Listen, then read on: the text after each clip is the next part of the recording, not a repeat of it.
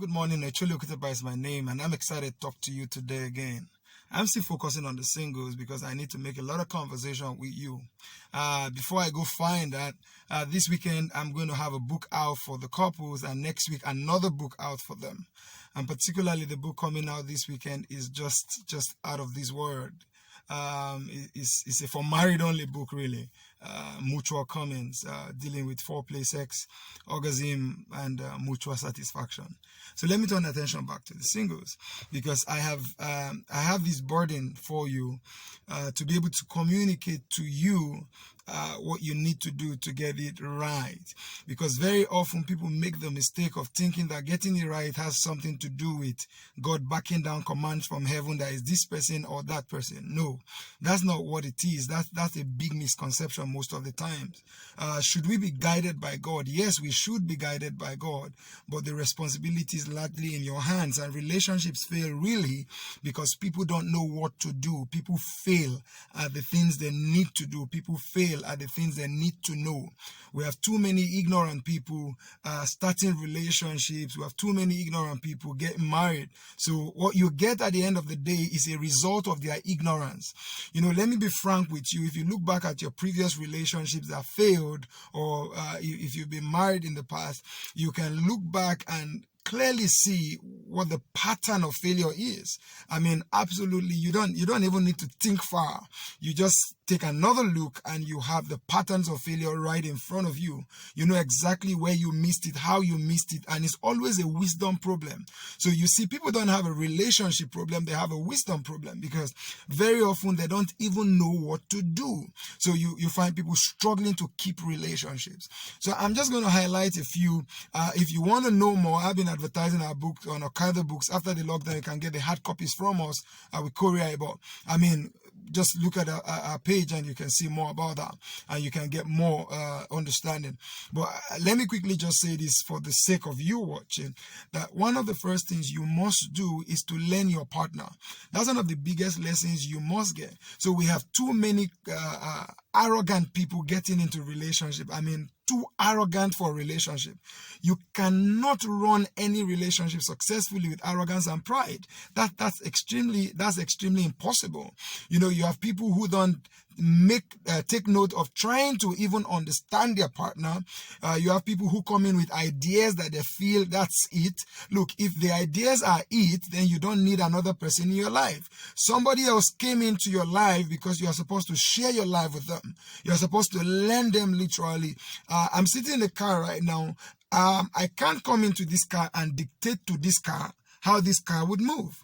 I need to study the car to understand the gear system, to understand how to use the steering, to understand how to use the trafficators, and all of that to be able to move with this car.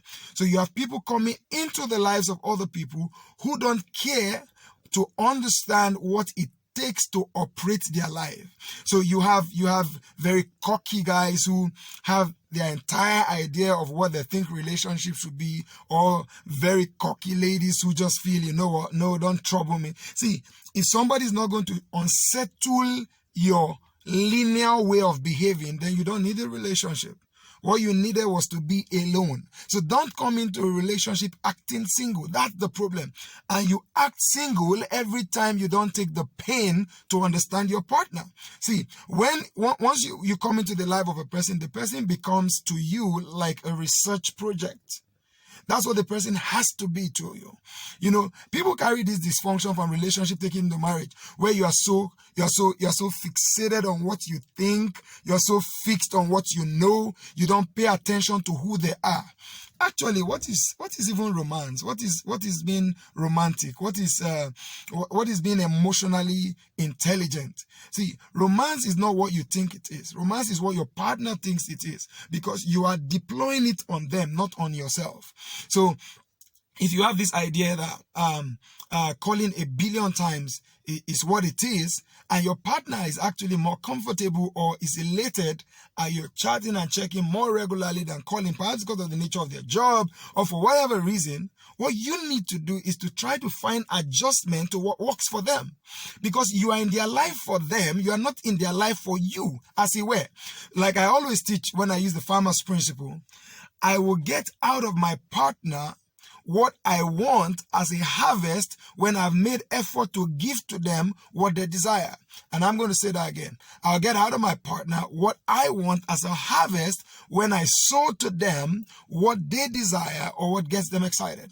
So my job really is to understand my partner. And this is what happens really that people don't understand. Every time I make my partner the focus of the relationship, I disarm them. Why? People want to be wanted. People want to be desired. People want to be valued. People want to feel important. So you are disarming your partner literally by making your partner feel important. You're disarming your partner literally by making your partner feel desired. People are excited when someone is making effort to understand them. So you know what happens in a lot of relationships? People just fight and fight and fight and fight. For some people, the only useful contribution they have made in their relationship since they started or marriage is criticism, observation. What is not this? What is not that? So your partner is tired of you because they are tired of a person who comes into their life just to call all the negative things that are happening. And that won't work anywhere, not in Mars, not on Earth. So you need to go back and ask yourself. I just shared one example of what we need to do. We need to have sense. So you have people, a lot of people are even so funny. There's somebody in your life, but everything they're trying to do is how to eat their cake and have it. So they want to keep their commitment but still flirt with others. They want to keep their commitment but still be in touch with others. They literally want to be champion, run as many people as they want to run for whatever reason. You won't build nothing like that. You need to turn on your partner, focus on them.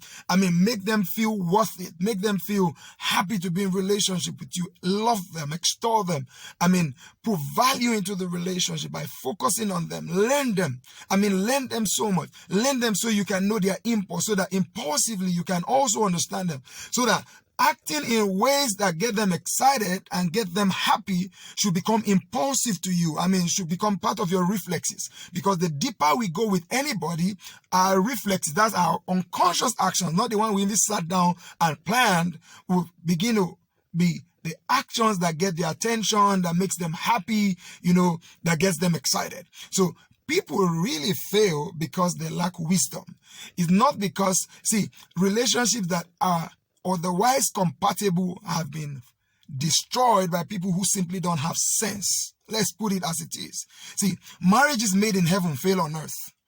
I want you to hear that very clearly. Marriages constructed in heaven, put together by God himself, fail on earth. And I'm going to close with this. That's what the Bible said, that my people are destroyed for lack of knowledge. My people are destroyed for lack of knowledge. They don't know. They are broke in their mind. Absolutely broke in their mind. So God said, although you belong to me, I can't help you because your ignorance is destroying you. Let me say that again. God said, you are my people. I say you belong to me, but I can't help you. Your ignorance is damaging you. You need to go for knowledge. Speaking of which, we counsel a lot. People come for counseling, and sometimes it's so amazing. Someone just want to sit and ask you 1,000 questions for you to answer, questions that require simple thinking. Not that we don't want to answer, but you give some answer, then you're like, okay, get so and so books. I've recommended several books, Gary Chapman, Laju, The Winlows, Pastor Kingsley Okonkwo is doing a mighty job. I've recommended all manner of things that people won't go to. So some people come back to me, they ask another question, and I'm like, did you read the book I sent you the other time? I've asked a lot of people, and they've not even looked at it. So you just expect to run. How far can you run to me? You can't succeed that way. You need to go for materials that begin to shape you. I don't want to find importance in answering everything. Cockroach moves, you call me. The guy didn't greet me well. What does it mean? No, forget all of that stuff. Come on, put some sense in your own head. We write a lot on our pages, for instance. Put some sense in your head. I don't even want people who just like our post and don't read it. You're not doing me any favor. I don't want to see likes. I want to see lives change. So I encourage you. You need to put value in yourself. There are too many people who are intellectually broke and are in a relationship and are married. Intellectually bankrupt, zero in the mind. You can't afford to be so.